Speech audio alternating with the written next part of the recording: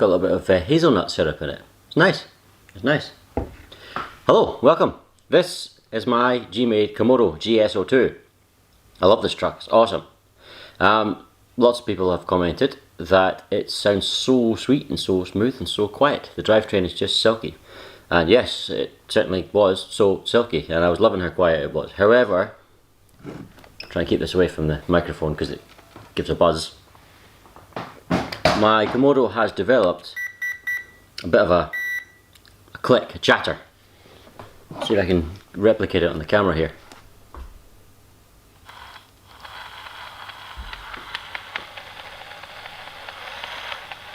You hear that? I think it's more pronounced if it's running. Well, I can hear it. Don't know if you guys can hear it. But it's not perfect, and I can feel it. I can feel it through the casing. Tup, tup, tup, tup, tup. You can feel it. So that's not ideal. Unfortunately, it feels like it might be the gearbox, which is a pain to get into. But I'm hoping it's just the spur and the pinion. Maybe some debris got in, some grit, some whatever dust, and it's just clicking a little bit. The gearbox is more sealed than the spur and pinion cover, so fingers crossed that's all it is, and I can just clean it and it'll be okay. That's, you know, 3 screws as opposed to you've got to take the rails, all the screws out the rails at the side, and then there's the links, and there's all sorts of gubbins to get into the gearbox. It was one of the first things I put into the chassis when I was building the model, so yeah, I don't want to do that really if I can avoid it. But the first thing we'll do is there's a little grub screw up here to release, which bites into the motor plate, and I'm gonna hopefully guess the right one. This one? Nope, too big. I'm looking for the purple one. Here's the purple one. That's the one. This started to click ever since Matthew and I filmed at the beach. We weren't really, I mean, I suppose we drove on a little bit of sand, but it was mostly the rocks, but there was sand on it. I'm just hoping that's all that's happened there. I just need to clean the spur and pinion out. Where's the other screw? There was another one buried. Got to take the receiver box off to get into that one. Yes, I do. Alright, let's get the receiver box off. Or at least, I think you can remove one and swing it out of the way. So loosen that one and remove this one. Hopefully I can swing it. No, I'll remove them both. There's only 2 screws, for goodness sake. So the ownership of this Komodo has been great, actually. The build process was a problem. For those who didn't see it, had some really bad axle binding.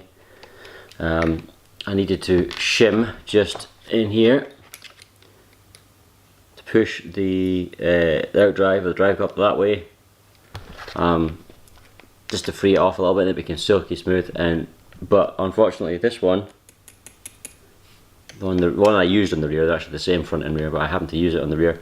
They sent me the wrong part, and I had to order a part from Germany. It was about 20 odd pounds delivered, 24 odd pounds delivered for a tiny little metal piece.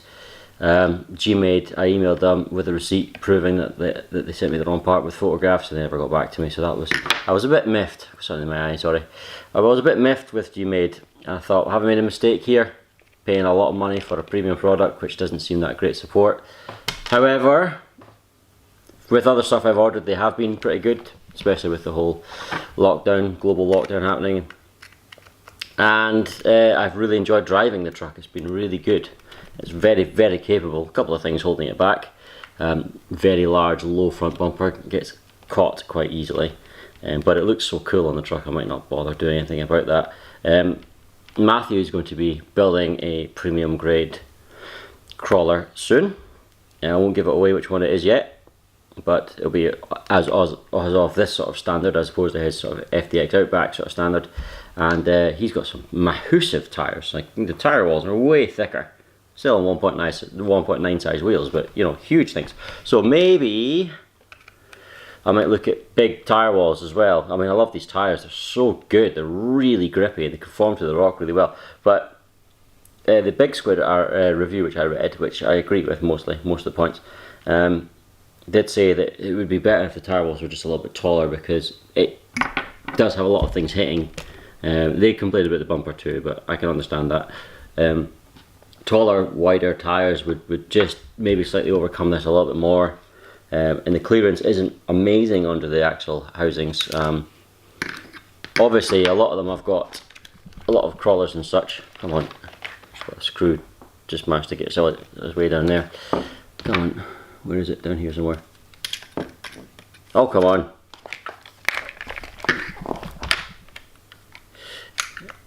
Come on. There it is. Yeah, a lot of the crawlers nowadays have got portal axles, which increase the clearance under the axle housing there. However, the downside of portal axles is it dramatically increases the centre of gravity, which means the truck's a little bit more susceptible to rolling over, especially if you're doing sort of side hill obstacles. You know, you're up on the side and you try to get around an obstacle, maybe the rock's at a funny angle, and rather than climbing it that way, you're moving across it that way, you're more likely to tip over with portal axles. So I'm happy without them. I mean, it doesn't really bother me. Now, is that everything I need to remove, or is there something else?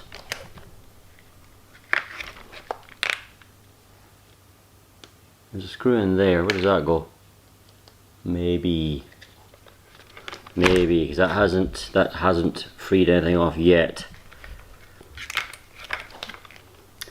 Yeah, I think I'll take a quick peek at the instructions.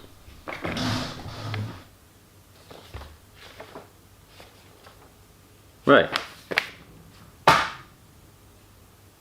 Apparently there are no more. Maybe it's just jammed in good. I'll move that. That's not really doing anything.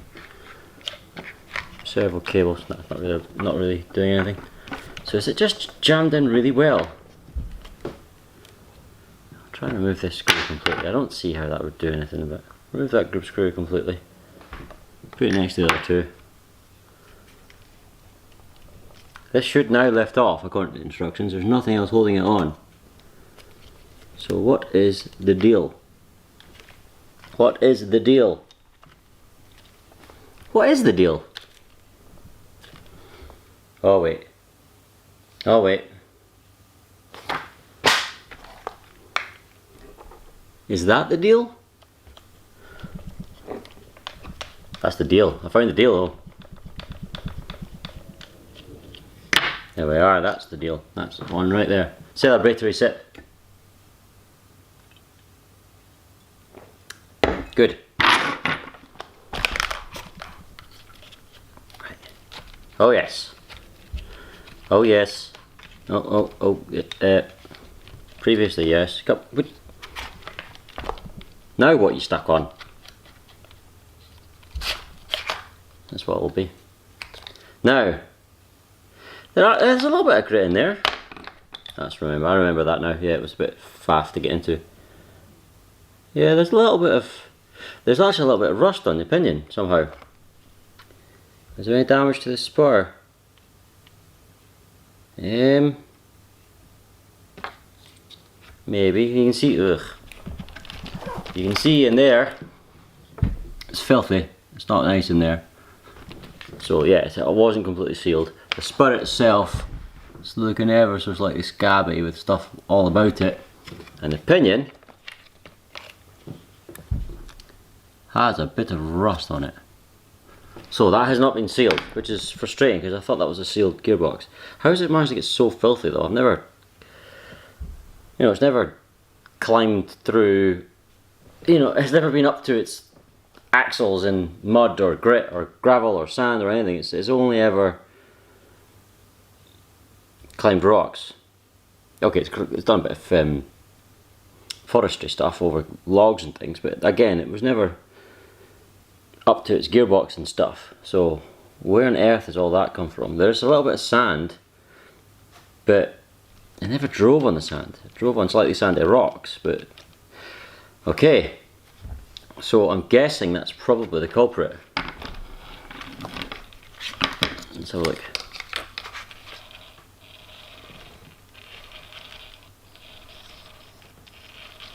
I think it's the Spur. I mean, there's a little bit of rattle coming from the Spur. Probably clean up a little bit. But nothing I think would cause like you can feel through the gearbox casing. So maybe that's all it was. And I just need to give that a clean up. So I have some cleaning to do now. I mean, yeah, lovely. I've said this many times before. Oil and grease are dirt magnets, and I never ever put grease where I think dirt and grit and gravel can get into. Like for example, when Tamiya kits often say put a little bit of grease in the end of your dog bones, like nope. Put a little bit of grease on your spur gear, nope, because it's slicker for about 5 seconds, and then the grease and the dirt and the dust find it and the grit and it sticks to it and it just ruins everything. Well, I thought I was fairly confident that this was a sealed spur cover and motor plate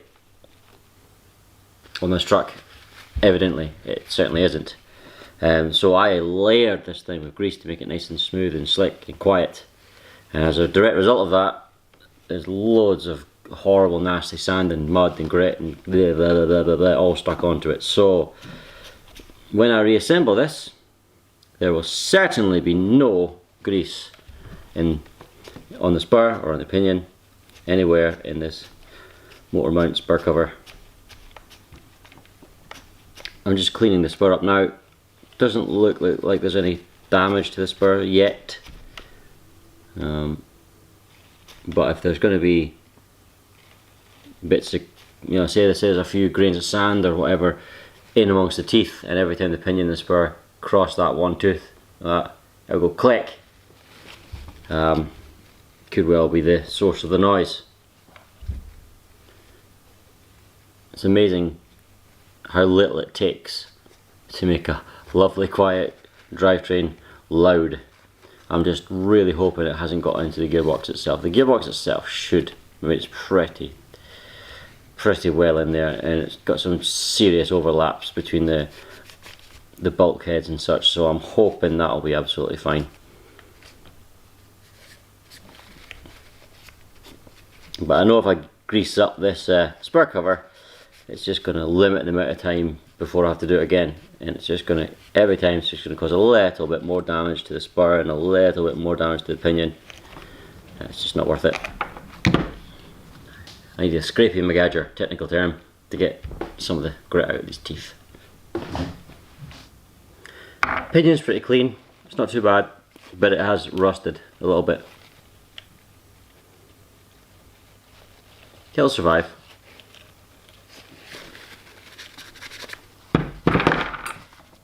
Spur, not so much.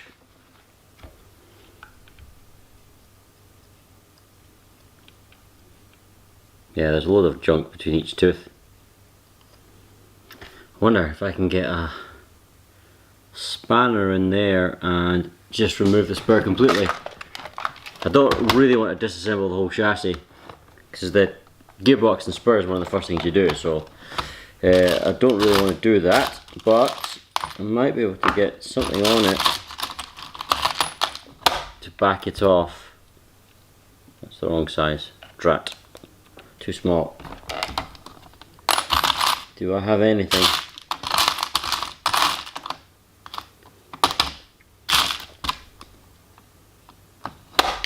Look at my toolkit. Maybe. Yeah, maybe. Okay. Not the best angle. Oh, I'm really hoping the spur gear can clear that. Oh, please. Oh no, I don't know if it can.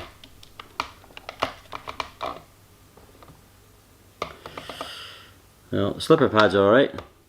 I'm going to get these things. Got the washers. I think they're 6 of them or something. There's 4. Don't know where the rest are. No, I can't get the Spur off without removing the gearbox on this truck. That's a bit of a shame. Gotta lift the whole gearbox out and it's all mounted all up and everywhere. So, oh, that's a shame. I don't really want to do that. Why? Why can't you make it easy for maintenance? Ah! Okay, we're going to try and just clean this in situ. I'd rather not take the entire truck apart.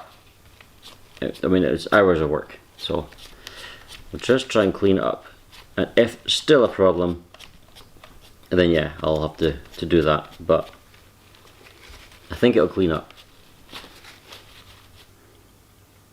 You know what? I'm gonna have to remove it. I'll be back in a million years.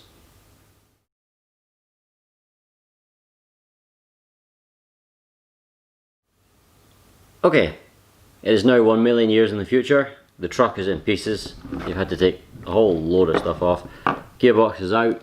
Thankfully it's still very clean, very quiet and very smooth. So the gearbox is definitely sealed. That's great news. Happy with that. This is the part I've been trying to get out.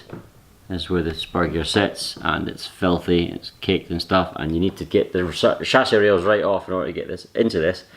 What a pain. And now I can get into the spur.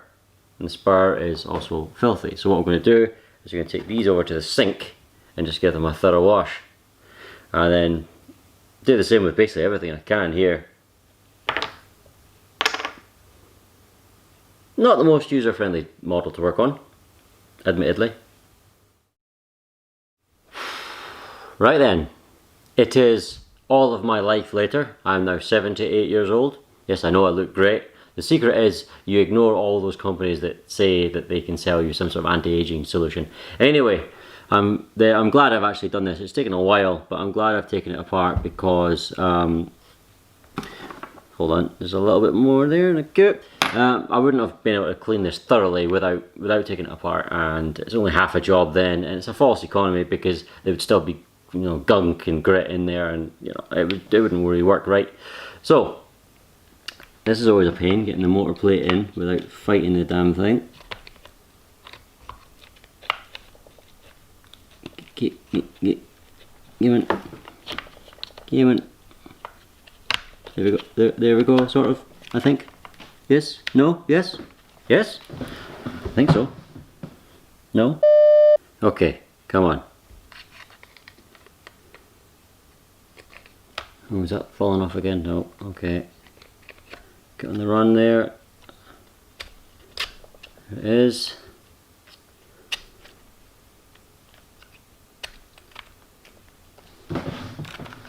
Looks to have sandwiched in nice and easy.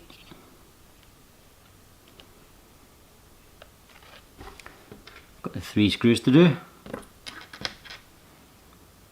plus the grub screw.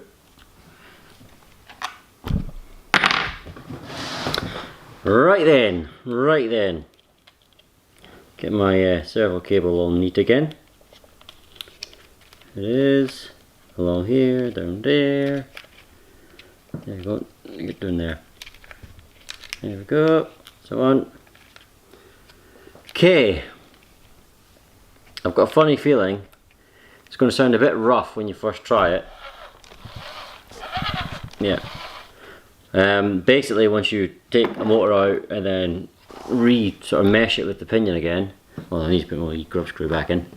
The mesh isn't exactly the same as it was before because it's been worn.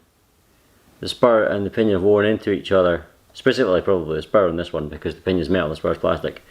They've been worn into each other in a specific way, and then I've taken it out and sort of rejigged it, and now it'll have to wear into each other in a different way. So I've got a funny feeling it'll be a wee bit whiny and loud, but as long as it's not going that bang bang bang bang bang thing with every rotation, that's an improvement.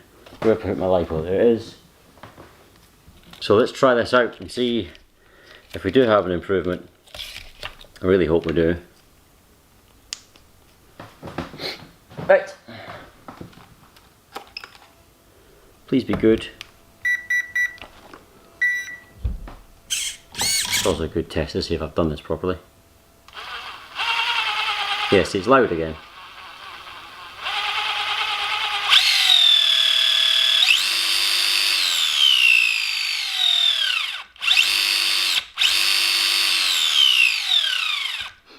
I smell burning plastic.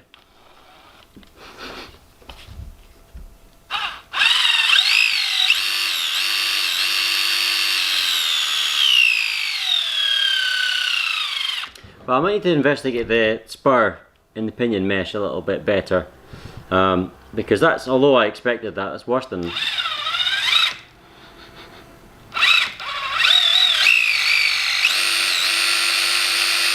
However, very sensitive. However, I have established that the gearbox is spot on still. It's still really slick and there's no sand or gravel in it. And I've established that the banging, clicking noise was from the spur and the pinion. So what I can do is just play around with the mesh a little bit on the mount, quieten it down. It'll be alright. I mean, it's smooth enough. It might just quiet with you, so I'll maybe drive it around for a little bit and see if it quietens off. If it doesn't, I'll play around. But the main issue is sorted. All this, I mean, look at this. It's all filthy. I've got kitchen roll everywhere, gravel and grit everywhere. I'm covered in it. So there was a lot of muck in there. Now it's gone, and it can only get better from here. Right, thank you for watching. I'm glad we've managed to establish what was wrong, and I didn't need to take the gearbox to pieces. Take care of yourselves. I'll see you soon. Bye bye.